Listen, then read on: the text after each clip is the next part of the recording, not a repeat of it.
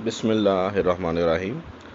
आज हमारा टॉपिक है analysis of narcotics and dangerous drugs, psychotropic substances जो हैं, तो इनको हम देखेंगे।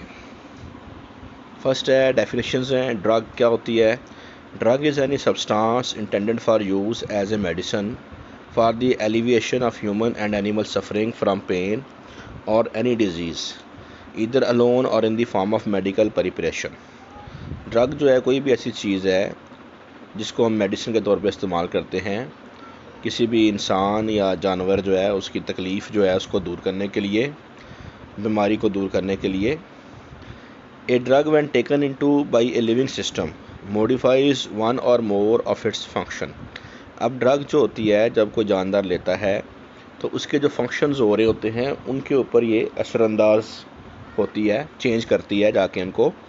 Drug of abuse is any substance, कोई भी ऐसी चीज़ है that because of some desirable effect, जिसका एक ख़ास इफ़ेक्ट होता है जो कि लोग मांगते हैं, लोगों को ज़रूरत होती है, is use for some purpose other than that intended.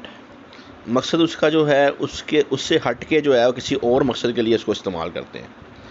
या ड्रग ऑफ अब्यूज़ कहते हैं एनी सब्सटेंस द पोसेशन और supply of which is restricted by law, कोई भी ऐसी चीज़ जिसके रखना और जिसको सप्लाई करना लॉ जो है यानी कानून जो है वो उसको मना करता है।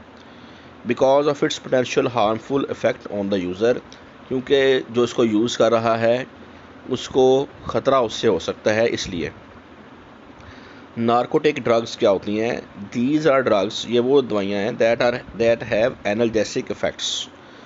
एनाल्जेसिक यानी कि पेन रिलीविंग, पेन कम करने वाली। डिप्रेस द CNS, ये सेंट्रल नर्वस सिस्टम को डिप्रेस करती हैं, उसका जो फंक्शन है उसे कम कर देती हैं। And tend to promote sleep, और नींद यानी कि लेके आती हैं, ख्वाब आवर होती हैं।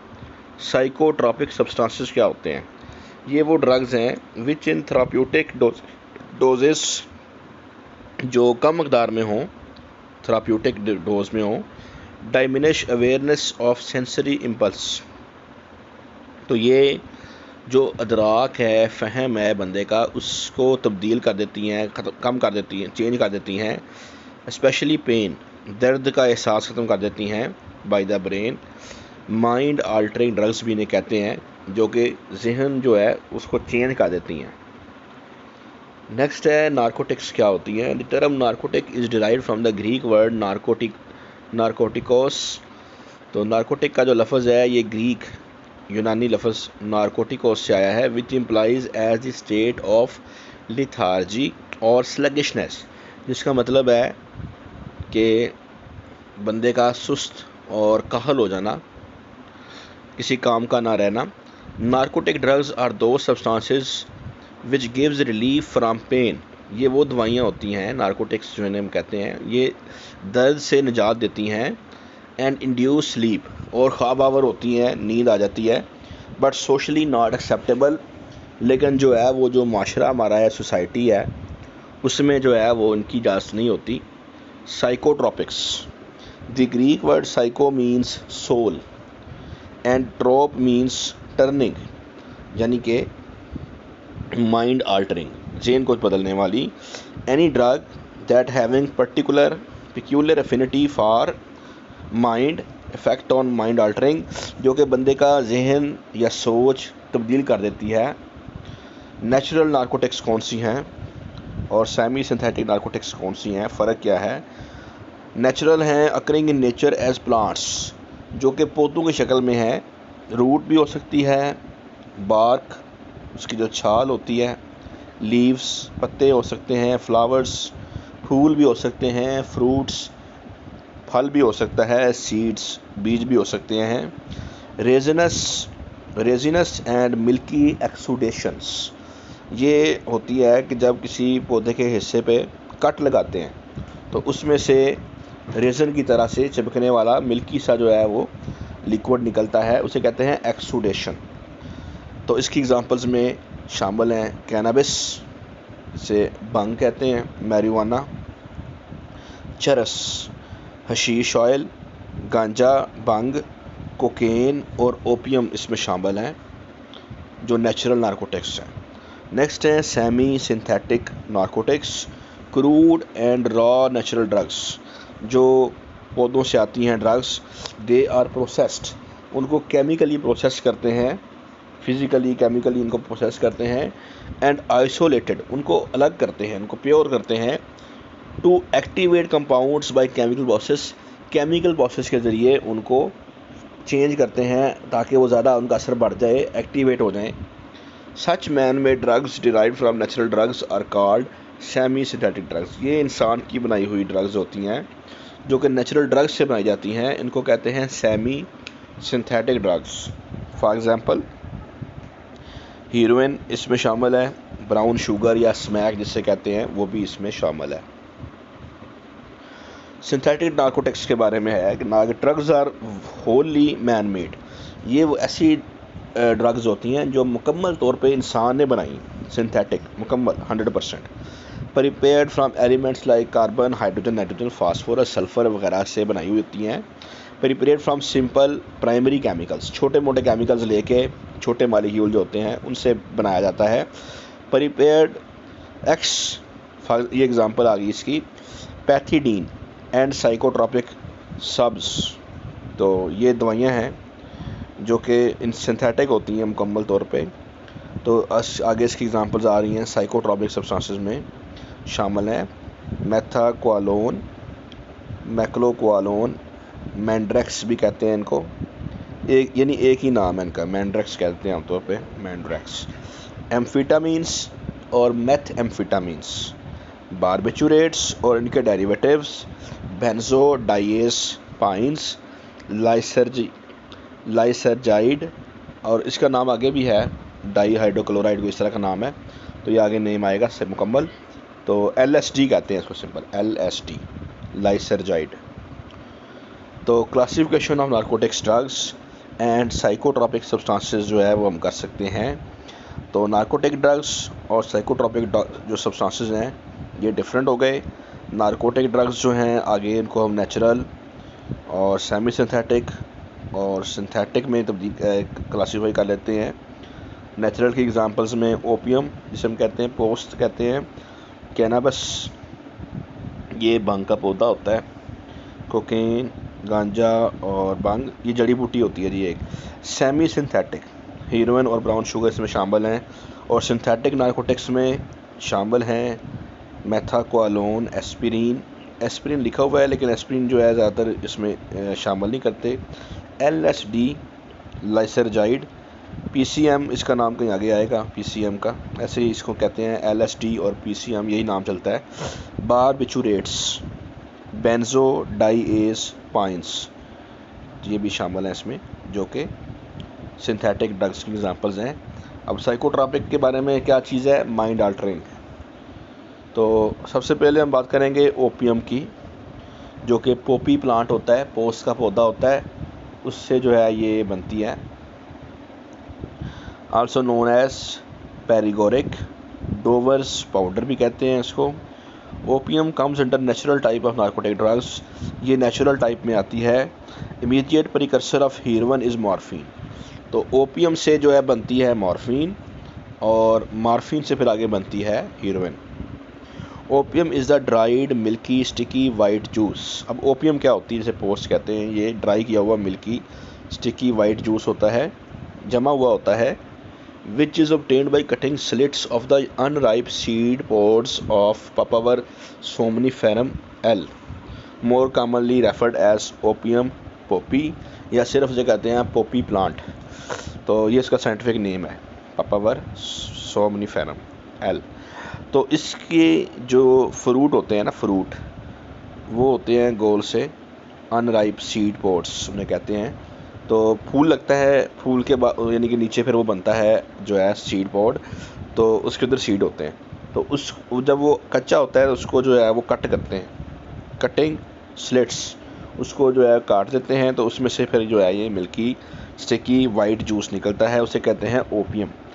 This milky white juice darkens to a blackish brown colour, ये डार्क हो जाता है, ब्लैकिश ब्राउन कलर इसका हो जाता है। Thickens upon exposure to air, air के अंदर ये थिक हो जाता है। This the principal use of prepared opium is for smoking, तो लोग जो है इसको इस्तेमाल करते हैं स्मोकिंग के लिए, सिगरेट वगैरह में इस्तेमाल कर लेते हैं। The opium poppy is obtained from the plant Papaver somniferum, पौधे का जो नाम है वो है Papaver somniferum. The word Papaver is a Greek word meaning poppy, somniferum is from Latin, तो पपावर ग्रीक लैंग्वेज से है, यूनानी ज़बान से है। पॉपी इसका मतलब होता है, सोमनीफेरम जो है ये लिटन लतीनी ज़बान से है। एंड मीन्स टू ड्रीम और इंड्यूस स्लीम, यानी ख्वाब आना या नींद का आना जो है ये इससे मुराद है। तो यहाँ पे जो है वो एक ओपियम जो है ये दिखाई गई है, तो आप देखें ये ब्राउनिश ब्लैक कलर हो गई, डार्क हो गई है, थिक हो गई है, एक्सपोजर टू एयर, एयर के अंदर। It also grows wild in many areas, बाज़ इलाकों में ये खुद ही उगाती है, जंगली बूटी है। But the largest quantities come from 3 main areas of the world, 3 ऐसे इलाके हैं जहाँ से ये मोस्टली जो है आती है। The area known as Golden Triangle, तो इसमें 3 मुल्क शामिल हैं, लाओस, बर्मा और थाईलैंड। लाओस, बर्मा और थाईलैंड, तो ये मुल्क हैं हमारे पास, कह लें ईस्ट एशिया में आते हैं ये। नेक्स्ट है the golden crescent, Afghanistan, Pakistan, Iran. Pakistan में और ईरान में जो है इसकी जो पैदावार है वो काफ़ी कम है, लेकिन जो अफ़गानिस्तान है वहाँ पे इसकी पैदावार बहुत ज़्यादा है। तो मोस्टली वहाँ से ये स्मगल होके पाकिस्तान में भी जाती है और ईरान में भी जाती है, क्योंकि जो बॉर्डर है वो इसका जो है, आपको पता है पाकिस्तान का जो बॉर्डर है, पाकिस्तान उस पर जो है वो कर रहा है, बाउंड्री वाल लगा रहा है इस वक्त। तो मोस्टली वो अनरेगुलेटेड था, और आमदोरफ्त जो है वो, वैसे आपको पता है ट्रेड भी होती है, वैसे आमदोरफ्त भी जारी रहती है अनकंट्रोल्ड। तो फिर इस वजह से जो है वहाँ से जो है स्मगल हो गया, पाकिस्तान में भी आती है ये। तो द प्लांट ग्रोस, अब पौधे के बारे में है, 2 to 5 फीट इन हाइट, 2 से 5 फीट इसकी हाइट होती है। Displays a beautiful flower that ranges in colour from white to purple, इसका जो फूल होता है उसे गुले लाला कहते हैं, बहुत प्यारा फूल होता है। With the shades of red and orange being most common, उसमें जो है वो वाइट पर्पल कलर होता है हल्का सा, और दरमियान में उसमें जो है वो रेड और ऑरेंज शेड होते हैं। तो opium contains various organic and inorganic substances, अब इसके अंदर है क्या, ओपियम के अंदर क्या चीज़ें हैं? सबसे जो अहम चीज़ है वो है अल्कलॉइड्स, अल्कलॉइड्स इन्हें कहते हैं, ये नेचुरल प्रोडक्ट इन्हें कहते हैं, ऑर्गेनिक कंपाउंड होते हैं, अभी इसकी हम बात करेंगे। इसके अलावा इसमें एसिड होते हैं, प्रोटीन होती है, शुगर और इनऑर्गेनिक एलिमेंट्स वगैरह, साल्ट्स वगैरह होते हैं। About 40 opium alkaloids have been known in the opium, जो अल्कलॉइड है ये ख़ास कंपाउंड है, ये 40 के करीब इसकी टाइप्स होती हैं जो इसमें पाई जाती हैं। 5 इनमें से बड़ी हैं, तो इनके नाम क्या क्या हैं? फर्स्ट है मॉर्फिन, सेकंड है कोडीन, थर्ड है थीबाइन, नंबर 4 पे है पापावेरिन, और नेक्स्ट है नारकोटीन, नोस्केपीन। तो ये 5 मेजर जो हैं इसमें होती हैं। तो ये यहाँ पे दिखाया गया है, देखें आप पहाड़ों के इलाके में, पहाड़ी इलाका है, और यहाँ पे मतलब आप देखें कि जो है वो ये फूल लगे हुए हैं। तो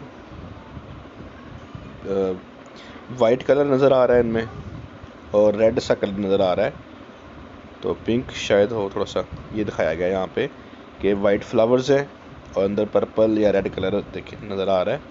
तो ये इसका जो है वो फूल होता है ओपियम पॉपी का, और इसे कहते हैं पोपियम, यानी जो पॉपी प्लांट है उसका डोडा इसे कहते हैं। तो इसको कट लगाए हुए हैं, आपने देखें ये 4 जो है ना कट लगे हुए हैं।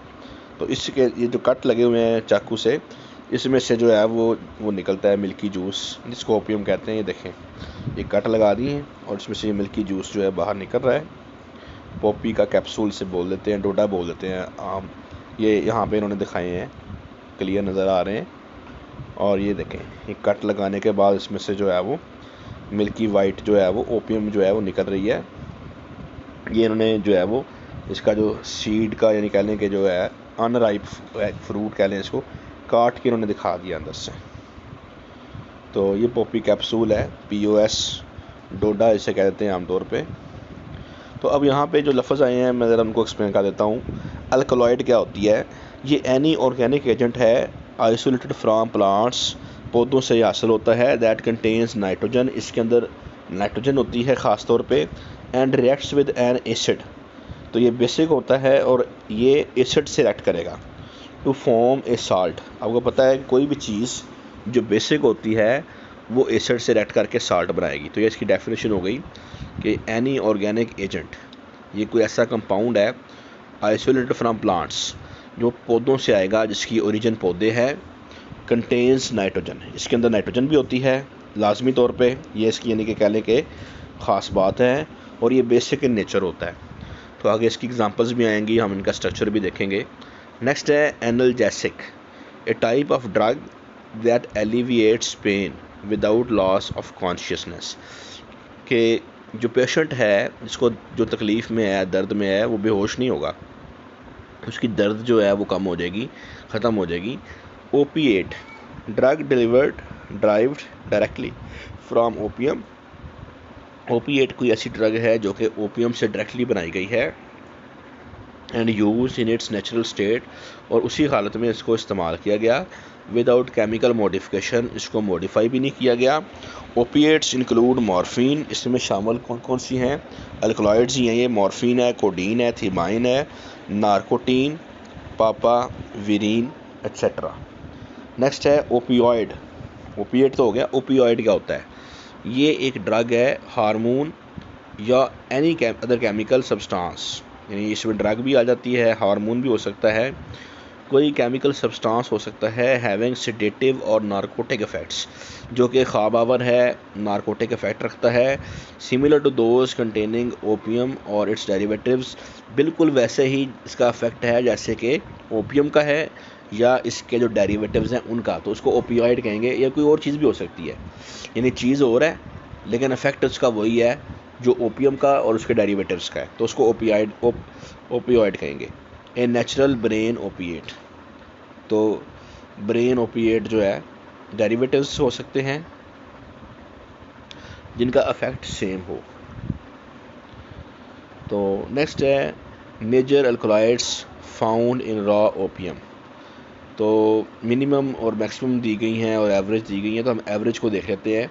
तो मॉर्फिन एवरेज जो है 11% होती है जो रॉ ओपियम में मिलती है, कोडीन होती है 3.5, थीबाइन होती है 3.1, पापावेरिन होती है 3.2, तो ये तीनों ही 3.5, 3.1, 3.2 करीब करीब हैं, और नार्कोटीन नॉस्केपिन 8.1 है। तो एवरेज वाली जो है परसेंटेज जो है ये मैं बता रही है, आइडिया दे रही है कि इनकी जो है अमाउंट कितनी होती है। तो ये इन्होंने तस्वीर में दिखाया है, an Afghan farmer scraps sap from a poppy bulb to make opium और हीरोइन, तो ये यहाँ पे तस्वीर में उन्होंने दिखाया है कि ऊपर से जो है वो ओपियम को उतार लेते हैं और बाद में फिर आपको पता है कि इससे हीरोइन बनाई जा सकती है। इफ़ेक्ट्स क्या होते हैं ऑफ कंपोनेंट्स ऑफ ओपियम? तो फर्स्ट है नारकोटिक इफ़ेक्ट, तो फिनेंथ्रीन ग्रुप इसमें आ जाता है, प्लस एंटी लिखा हुआ है, तो प्लस एंटी जो है इससे क्या मुराद है हम देखेंगे, अभी हमें पता नहीं है प्लस एंटी क्या है। तो इसमें मॉर्फिन शामिल है, कोडीन शामिल है और थीबाइन शामिल है। तो आप यहाँ पे देखोगे इनके एंड पे आ रहा है INE, मॉर्फिन, कोडीन, थीबाइन। और सेकंड है एनाल्जेसिक इफ़ेक्ट, तो यानी नार्कोटिक को क्या होता है? माइंड आल्टरिंग। एनाल्जेसिक क्या होता है? Pain relieving. आइसोक्विनोलिन ग्रुप से इनका तल्लक है, आगे इनका स्ट्रक्चर आएगा। तो इसमें शामिल है पापावेरिन और नार्कोटीन नॉस्केपाइन भी कहते हैं इसको। तो ये दो यानी कि इनके इफ़ेक्ट्स हो गए।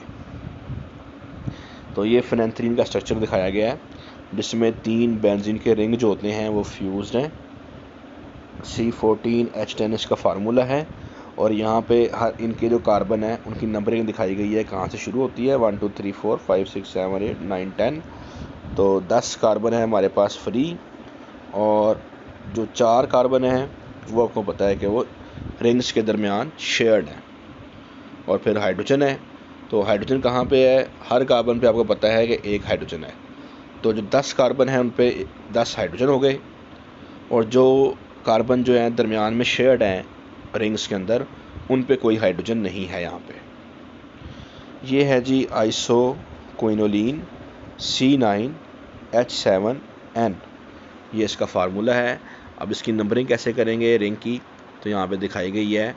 कहाँ से शुरू करना है? 1, और फिर नाइट्रोजन को 2 गिनना है, फिर आगे कार्बन 3 4, फिर वो जो फ्यूज़ वाला उसको छोड़ के आगे चले जाना 5 6 7 8। ये हो जाएगी इसकी नंबरिंग। तो आपको नज़र आ गया कि इसमें 7 कार्बन जो है फ्री हैं, 8वां नाइट्रोजन है जो हमने इसमें मतलब काउंट कर लिया है। पोजीशन चूँकि हमने बतानी होती है, तो यहाँ पे पोजीशन नंबर जो 2 है वहाँ पे नाइट्रोजन है। तो 7 कार्बन है जो कि मतलब जो है उनके साथ 7 हाइड्रोजन है। सिंपल सी बात है, हर कार्बन के पास एक हाइड्रोजन है। और जो 2 कार्बन हैं वो रिंग्स के दरमियान शेयर्ड हैं, वहाँ पे हाइड्रोजन नहीं होगा, और एक नाइट्रोजन इसमें होता है, तो इसे कहते हैं आइसोक्विनोलिन। तो स्ट्रक्चर है जी यहाँ पे ओपियम का दिखाया गया। तो ओपियम का जो स्ट्रक्चर है ये बेस्ड करता है फिनेंथ्रीन के ऊपर। 3 इसमें रिंग हैं, आप देखो 3 रिंग इसके अंदर नज़र आ रहे हैं आपको, और फिर एक फुल बेंजीन का रिंग है। 3 उसमें अल्टरनेट डबल और सिंगल बॉन्ड आपको नज़र आ रहे हैं। फिर क्या है, फिर जो है वो हमारे पास जो है वो दिखाया गया है कि जो है वो मुख्तलिफ़ जगहों पे क्या सूरत हाल है। तो जो सेकंड वाला रिंग है, दरमियान वाला जो रिंग जिसे हम कहते हैं, उसमें डबल बॉन्ड जो है वो कह लें कि एक ही है जो उधर से आ रहा है 2 कार्बन के दरमियान। इस तरह यानी एक ही जो है डबल बॉन्ड तीसरे में है रिंग में। तो जो है वो फिर एक ऑक्सीजन है यहाँ पे लगा हुआ जो कि ईथर बन जाएगा 2 कार्बन के दरमियान जो है, और फिर OH ग्रुप लगा हुआ है। तो ये इसमें अहम चीज़ें हैं। फंक्शनल ग्रुप जिसे हम कहते हैं OH लगा हुआ है।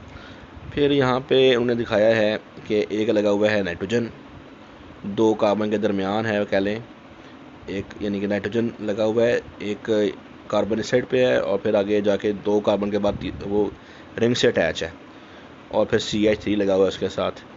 तो ये जो हाइड्रोजन है ये भी दिखाया गया है इस कार्बन के पास जो सेंटर में आ रहा है, जो कि चूँकि डबल बॉन्ड नहीं है ना, इसलिए यहाँ पे हाइड्रोजन पॉसिबल है इस जगह पे। तो ये हो गया स्ट्रक्चर ओपियम का, जो कि आपको बनाना आना चाहिए। और एनालिसिस ऑफ ओपियम, तो ओपियम का एनालिसिस कैसे किया जाएगा, तो यहाँ पे इन्होंने कलर टेस्ट जो है वो बताए हैं। तो हर अल्कलॉइड के लिए आगे लिखे हुए हैं। फर्स्ट है मार्कोइस टेस्ट, सेकंड है मैके, और थर्ड है फ्रोडे टेस्ट। तो हो सकता है कि इसमें H साइलेंट हो और इसको बोलते हैं फ्रोड। तो इसकी जो प्रोनाउंसिएशन है वो आपको जो आसान लगती है आप कह सकते हैं इसको। तो अल्कलॉइड में हीरोइन फर्स्ट पे है। तो पर्पल वायलेट कलर होता है मोस्टली मार्क्विस में सबके लिए, मॉर्फिन के लिए, कोडीन के लिए, 6 एसिटाइल मॉर्फिन के लिए, एसिटाइल कोडीन के लिए। पापावरीन नो कलर देती है, इसके साथ कोई कलर नहीं देती। नोस्कापेन जो है वो ब्राइट येलो कलर देती है। नेक्स्ट आप देखें मैकेट एस जो है ये मोस्टली डार्क ग्रीन है, डार्क ग्रीन कलर आ रहा है, या आ रहा है डार्क ब्लू। एक पापावरीन के केस में डार्क ब्लू कलर आ रहा है मैगा टेस्ट में, और फिर ब्लू ग्रीन आ रहा है कोडीन और नोस्कापीन के केस में। तो मोस्टली डार्क ग्रीन कलर आता है इसमें, या डार्क ब्लू आता है पापावरीन के केस में। और नेक्स्ट है फ्रोडे। तो इस केस में जो डिफरेंट कलर आ रहे हैं आप देखें, हीरोइन के केस में purple colour becoming grey purple, grey सा हो जाएगा। मॉर्फिन के केस में purple becoming grey purple. Codeine के केस में ब्लू ग्रीन कलर आता है। 6 एसिटाइल मॉर्फिन के केस में येलो ग्रीन कलर आता है फ्रोडे टेस्ट में। एसिटाइल कोडीन के केस में पर्पल बिकमिंग पेल हो जाएगा। पापावरीन के केस में लाइट ग्रीन कलर आता है, और नोस्कापेन जो है इसके केस में चेरी रेड कलर आता है। तो ये 3 टेस्ट हैं जो कि अल्कलॉइड्स के लिए हम करते हैं, और हर एक में जो है आप देखें कलर डिफरेंट आ रहा है, और उसकी बेस पे हम लोग जो है वो डिस्टिंग्विश कर सकते हैं कि हमारे पास कौन सा अल्कलॉइड मौजूद है। तो कोई भी ये नहीं होगा कि अल्कलॉइड अकेला ही आ गया वहाँ पे, कल्ला मॉर्फिन ही आ गया उथे। तो मतलब उसमें और भी मिक्सिंग भी होगी, ज़ाहिर है उसमें कोडीन भी होगी और बाकी भी होंगे, मिक्स होंगे सारे। तो ये टेस्ट हम कर सकते हैं। नेक्स्ट है कैसे जो है वो मॉर्फिन को एक्सट्रैक्ट करते हैं, ओपीएम से कैसे इसको हासिल करते हैं। तो सबसे पहले जो ओपीएम हासिल होती है उसको हल करना होता है। तो अमोनियम क्लोराइड डालते हैं, एथेनॉल भी डालते हैं और ईथर भी डालते हैं, ताकि उसमें से ओपीएम बाहर निकल आए, हल हो जाए उसके अंदर। फिर उसको स्टेयर करते हैं 4 से 5 घंटे, अच्छी तरह से मिक्सिंग करते हैं, ताकि ज़्यादा से ज़्यादा जो है वो ओपीएम जो है वो यानी कि जो है वो निकल आए इसमें से, एल्कोलाइड्स वगैरह। फिर फ़िल्टर कर लेंगे उसको। फ़िल्टर करके जो फ़िल्टरेट आ गया, अब उसमें तो ज़ाहिर है कि वो है ही है, वो तो पक्का निकल आया बाहर। अब जो बाकी बच गया है रेजिड्यू, उसमें से भी हमने निकालना है। तो उसको कैसे निकाल लेंगे, पहले इसमें सल्फ्यूरिक एसिड डालेंगे और चारकोल डालेंगे प्योरीफिकेशन के लिए, और डीकलराइजेशन भी हो जाएगी चारकोल से रेजिड्यू की। रिफ्लेक्स करेंगे इसको आधा घंटा तकरीबन, यानी कि उसको इसी यानी मटेरियल में रहने देंगे आधा घंटा तक, सल्फ्यूरिक एसिड डाल के चारकोल डाल के चलने देंगे इस काम को आधा घंटा। रिमूव रेजिड्यू, अब उसको फ़िल्टर कर लेंगे। रेजिड्यू रिमूव कैसे करते हैं, फ़िल्टर कर लेंगे। वो जो फ़िल्ट्रेट आ गया है उसको ले लेंगे, and also add ammonium hydroxide. तो हमारे पास दो चीज़ें बन जाएंगी, एक बन जाएगा रेजिड्यू, प्रेसिपिटेट बन जाएगा। तो क्या करेंगे, वो जो प्रेसिपिटेट आया है वो मॉर्फिन का है, उससे वाइट क्रिस्टल पाउडर बन जाएगा मॉर्फिन का। वो जो फ़िल्ट्रेट वगैरह आया था उससे भी बन जाएगी हमारे पास मॉर्फिन। तो ये पौधा दिखाया है उन्होंने पहले, और पॉपी प्लांट, उसमें से ओपीएम आई पहले हमारे पास। तो पहले जो बनाया है एथेनॉल वगैरह में डाल के, उसे कहते हैं जी ओपीएम का टिंक्चर। और यहाँ पे जो है वो ओपीएम का टिंक्चर जो है लाओडेनम भी कहते हैं इसको, लाओडेनम। मॉर्फिन भी इसमें है, कोडीन भी है, नारकोटीन भी है, पापावेरिन भी है, ये सारी चीज़ें इसके अंदर जो है मौजूद हैं। नेक्स्ट है कि हीरोइन कैसे बनाते हैं मॉर्फिन से। तो मॉर्फिन का स्ट्रक्चर जो है ये आपको पहले आना चाहिए। तो आप देखोगे इसके अंदर जो है उन्होंने दिखाया है कि पोजीशन नंबर 3 और पोजीशन नंबर 6 जो है इस पे OH लगे हुए हैं, ठीक है जी। तो क्या होगा, यहाँ पे रिएक्शन होगा, ये फंक्शनल ग्रुप है, एसिटाइलेशन जो है ये हम करवा रहे हैं, जो कि होता है addition of acetyl group, alcohol का ये रिएक्शन होता है। तो यहाँ पे हमने लिया है एस्टिक एनहाइड्राइड, ये इसमें डाला है और इसको रिफ्लेक्स करवाया हमने रिएक्शन को 5 घंटे तक विद कांस्टेंट टेम्परेचर। तो टेम्परेचर यहाँ पे लिखा हुआ है 230 सेंटीग्रेड। तो इतना टेम्परेचर जो है पानी में पॉसिबल नहीं होता, शायद यहाँ पे टेम्परेचर में कोई गड़बड़ है। तो ये टेम्परेचर हम चेक करेंगे कि क्या ये सही है कि गलत है। कूल करेंगे इसको रूम टेम्परेचर पे और फिर डालेंगे उसमें सोडियम कार्बोनेट। तो देखें हमारे पास क्या बन गया है, हीरोइन बन गई है। जहाँ पे OH था पोजीशन नंबर 3 पे, पोजीशन नंबर 6 पे, वहाँ पे लग गया है एसीटेट। फार्मूला भी लिखा गया है मॉर्फिन का C17H19NO3। और अब जो है उसमें कार्बन 4 आ गए हैं, तो ये हो गया C21। H जो हैं वो भी आ गए हैं कुछ एक्स्ट्रा, 19 से वो हो गए हैं 23। तो NO5 ऑक्सीजन का भी इजाफा हो गया है। तो फार्मूला जो है उसका मालिकुलर वेट जो है 285/34 था, अब बढ़ के वो हो गया 369/40। और हीरोइन जो है ये तैयार हो गई। अब वो बताते हैं कि भाई देखो कि अगर जो है हमारे पास पोजीशन 3 के ऊपर मिथाइल लगा हुआ है H की जगह पे, तो उसे कहते हैं कोडीन, यानी कोडीन का फार्मूला होता है, ये आगे आएगा। अगर 3 और 6 पे दोनों जगह पे लगा हुआ है मिथाइल, तो वो होता है थीबाइन। ये फार्मूले आगे आ जाएंगे।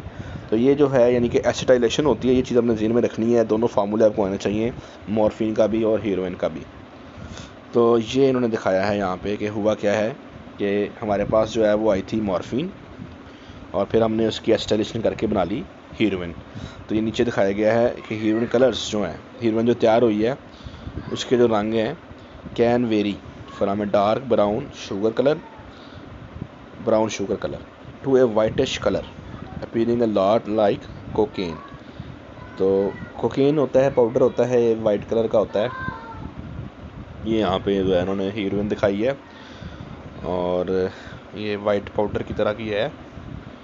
और मैक्सिकन हीरोइन भी दिखाई गई है, मैक्सिको में भी हीरोइन तैयार होती है, बनती है, या मतलब कहने के ये पॉपी प्लांट जो है इसकी काश्त होती है, तो वहाँ पे ये इसका कलर ब्राउन है, ब्राउन कलर है।